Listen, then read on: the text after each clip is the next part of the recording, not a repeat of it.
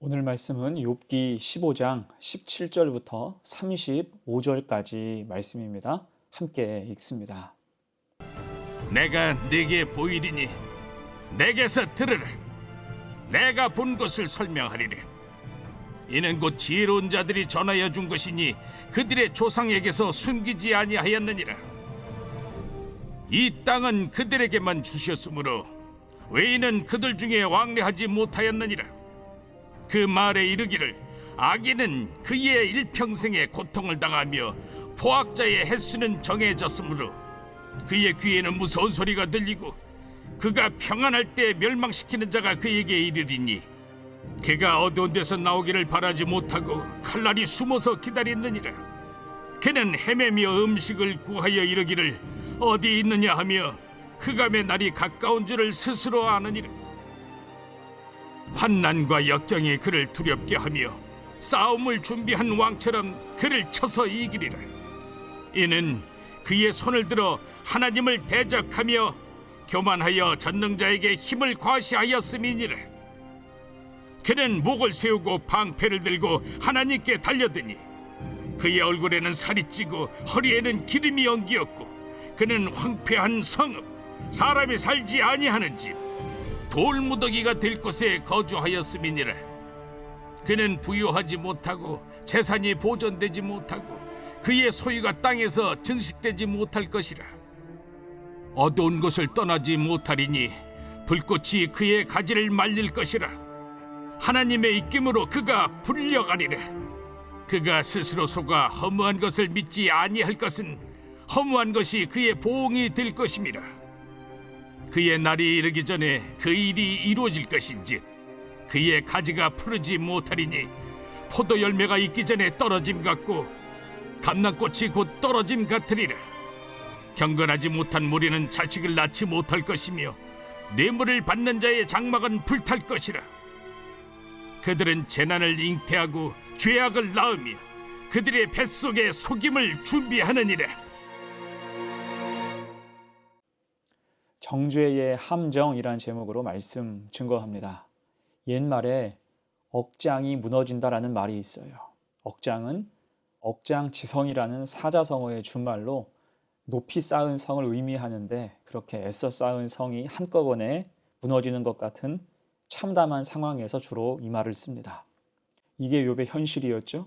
모든 사람의 귀감이 되고 존경받던 욥은 어느 날 모든 자식이 비명횡사하고 소유했던 재산도 다 사라졌습니다. 그러나 욥은 그럼에도 불구하고 하나님 앞에 원망하기보다 모든 게 하나님으로부터 왔으니 거두시는 것도 하나님의 뜻이라고 하면서 그 앞에서 무릎을 꿇었어요. 하지만 시간이 주는 고통의 무게를 이기지 못하고 자신이 처한 처지에 대해서 아예 태어나지 않았더라면 이런 일이 없었을 것인데 라고 한탄을 하지요. 자, 이에 그 말을 듣고 지금껏 침묵하던 친구들이 위로가 아니라 훈계하고 정죄하기 시작했습니다. 자, 그런 첫 번째 논쟁이 3장부터 14장까지 말씀이었죠. 하지만 그것으로 끝나지 않았고 이제 15장부터 새로 둘째 논쟁이 시작됩니다. 이것은 21장까지 이어져요. 욥의 말을 인정할 수 없다는 겁니다. 욥의 처지를 고려하지 않고 욥이 핑계대고 있다고 본 거예요. 이에 엘리바스가 다시 포문을 열지요. 그래서 욥기 15장 1절부터 6절까지는 엘리바스가 욥의 답변을 듣고 자기 의를 계속 주장하고 있는 욥을 불경건한 자로 규정하고 욥의 말에 대해서 헛된 지식이다. 뱃속에 동풍을 채우는 것과 같다라고 비하했습니다. 아주 잠깐 뭔가 있는 것 같은데 실제로는 아무것도 없는 가볍기 짝이 없는 공허한 지식을 욥이 가지고 있다고 폄하한 거예요. 또한 7절부터 16절까지는 한계성을 지닌 인간임에도 불구하고 친구들의 권면을 무시하는 욥을 향해서 교만하고 불순한 자라고 비난했습니다. 어떻습니까? 첫 번째 논쟁보다 말의 수위가 더 높아졌어요. 정죄를 넘어서 이제는 인격을 비하하는 겁니다. 이것은 엘리바스 입장에서 욥에게 단단히 화가 났기 때문이에요. 이렇게 증거가 명백한데 왜 발뺌하냐는 거죠. 이어서 오늘 본문 17절로 19절 봅니다. 내가 내게 보이리니 내게서 들으라. 내가 본 것을 설명하리라. 이는 곧 지혜로운 자들이 전하여 준 것이니 그들의 조상에게서 숨기지 아니하였느니라. 이 땅은 그들에게만 주셨으므로 외인은 그들 중에 왕래하지 못하였느니라. 이게 전통에 대한 강조인데 특징적으로 15장에서 엘리바스는 전통을 자주 내세워요. 나이와 관록을 말합니다. 저 위에 10절을 볼까요? 우리 중에는 머리가 흰 사람도 있고 연로한 사람도 있고 내 아버지보다 나이가 많은 사람도 있느니라. 쉽게 말하면 우리가 나이가 더 많으니 우리 말을 들으라는 거예요. 어른 말을 들으면 자다가도 떡이 생긴다는 말처럼 연륜이 있는 우리 말을 들어라라고 압박하는 거죠. 그러면서 전통을 강조합니다. 18절 이는 곧 지혜로운 자들이 전하여 준 것이니 또한 19절 외인은 그들 중에 왕래하지 못하였느니라. 자기들이 지금 하고 있는 말은 전통적인 참된 진리이고 받을 만한 것이고 외인의 영향이 없는 순수한 지혜라는 것입니다.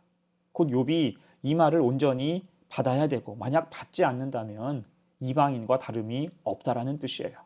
비하하듯이 강하게 권고하는 거죠. 그리고 그 다음 35절까지 엘리바스는 자기 논리를 증명하기 위해서 악인의 운명에 대해서 굉장히 길게 설명합니다. 특히 20절로 24절에서는 선조들의 교훈에 의거해서 악한 자가 당하게 될 환난과 징벌에 대해서 자세히 묘사합니다. 악인은 한평생 고통을 당하고 그의 연수는 보장되지 않을 뿐만 아니라 안전 보장도 없다는 거예요. 또한 무서운 소식이 갑자기 들리고 형통하는 듯 하다가 갑자기 패망하게 되고 절망의 처지에서 나올 길이 없고 칼날과 같은 환난이 기다리고 있으며 헤매고 음식을 구걸해야 한다는 것입니다. 또한 죗값으로 당할 환난이 다가오며 마지막으로 준비된 전쟁처럼 환난이 찾아온다는 것입니다. 곧 회개하지 않으면 이런 결과를 맞이하게 된다고 경고하는 거죠. 그러면서 이런 비참함을 겪게 될 자들에 대해서도 이렇게 묘사합니다. 25절로 28절입니다. 이는 그의 손을 들어 하나님을 대적하며 교만하여 전능자에게 힘을 과시하였음이니라. 그는 목을 세우고 방패를 들고 하나님께 달려드니 그의 얼굴에는 살이 찌고 허리에는 기름이 엉기었고 그는 황폐한 성읍 사람이 살지 아니하는 집 돌무더기가 될 곳에 거주하였음이니라. 자, 그럼 이런 말을 지금 왜 이렇게 길게 할까요? 욥을 의심하고 있는 거예요. 욥이 이런 악인이라고 단정하는 거지요. 곧 엘리바스가 볼 때 욥은 25절 이하 말씀과 같은 사람, 하나님을 대적하여 마치 자기의 힘이 하나님과 대등한 것처럼 교만한 짓을 일삼고 완고한 마음으로 하나님을 대적했다는 것입니다. 여러분, 이게 진짜일까요? 욥이 진짜 이런 사람이었을까요?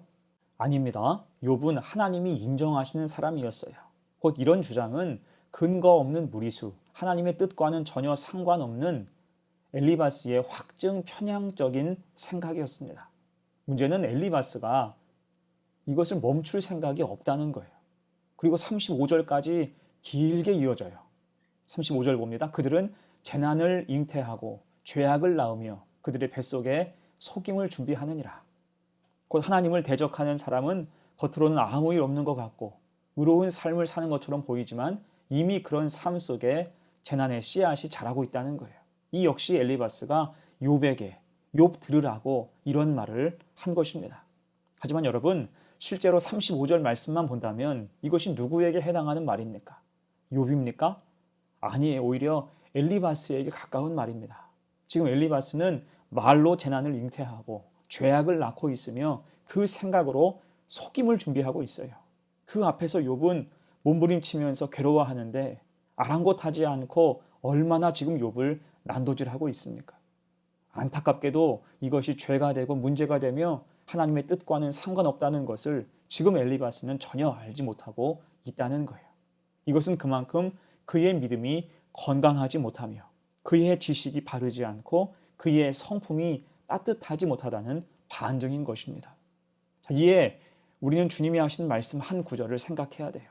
마태복음 5장 산상수훈의 한 토막입니다.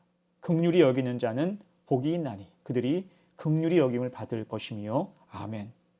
이것이 생명의 말씀이고 진리죠. 긍휼히 여기는 자가 하나님의 긍휼하심의 은혜를 받는다는 것입니다.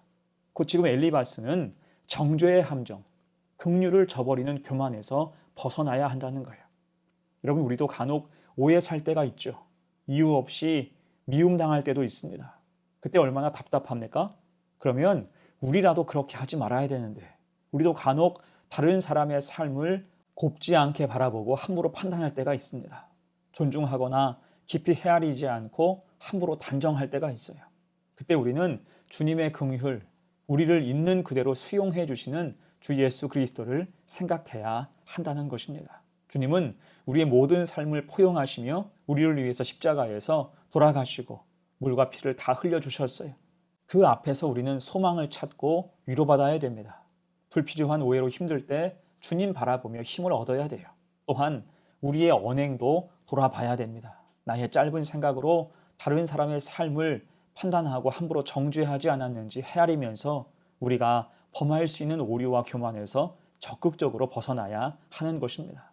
만약 위로가 아니라 정죄가 나가고 바른 지식이 아니라 일방적인 훈계가 나가며 긍휼을 가장한 상처가 생긴다면 그것은 남이 문제가 아니라 내가 문제임을 반드시 기억해야 한다는 거예요. 여러분, 그래서 하나님의 뜻은 징계가 아니라 심판이 아니라 구원이 목적입니다. 성도는 결코 여기에서 빗나가지 말아야 됩니다. 그렇게 하나님의 뜻을 깨닫고 정죄의 함정에 빠지지 말고 진심으로 주변과 이웃을 긍휼히 여기며 돕고 위로할 수 있는 선한 주의 백성들 되시기를 간절히 축원합니다. 아멘. 함께 기도합니다. 은혜 아버지, 정죄의 함정에 빠져서 자신의 경험과 생각을 절대시할 때 그것이 얼마나 큰 흉기가 될 수 있는지 오늘 말씀을 통해서 확인했습니다. 특히 오늘 말씀으로 찔리는 것은 우리도 엘리바스처럼 다른 사람을 색안경 끼고 볼 때가 있었기 때문입니다. 늘 주님을 바라보게 하옵소서. 그래서 주님께서 마음과 정성을 다해서 심으신 삶의 자리에서 우리가 다른 삶을 함부로 정죄하는 도구가 아니라 생명과 은혜의 통로가 되게 하옵소서. 오늘도 그 은총을 함께 누리는 복된 한날을 보내게 하옵소서. 감사드리며 예수님의 이름으로 기도하옵나이다. 아멘.